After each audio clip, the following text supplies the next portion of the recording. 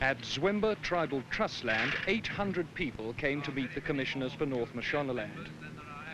Sitting under the trees or beneath the shade of umbrellas, women as well as men listened quietly as Mr. John Harrison explained the proposals through his interpreter.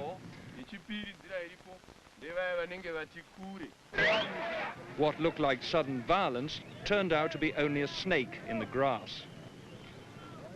When the time for questions came, they were not so much about the settlement terms as about Britain's role in the agreement.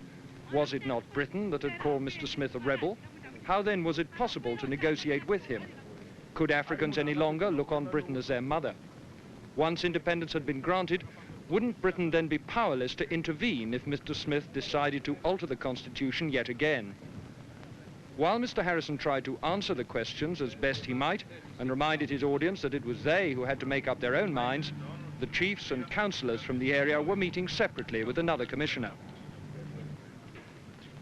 They told him that they represented 39,000 Chirao and Zwimba tribesmen and after consultation with them had decided to say yes to the proposals.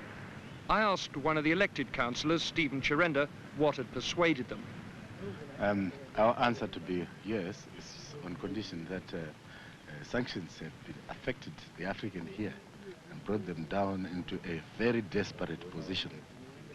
And the second thing is education here has very much been deprived on just that on condition that the economy of this country had gone down and the government itself couldn't meet, providing enough facilities for education for the Africans here. And you think the settlement will change that? Will change that, yes.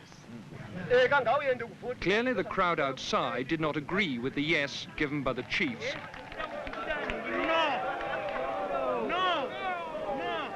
Some of them told us that they could not blame their traditional leaders. They were, after all, government pensioners who had to toe the line.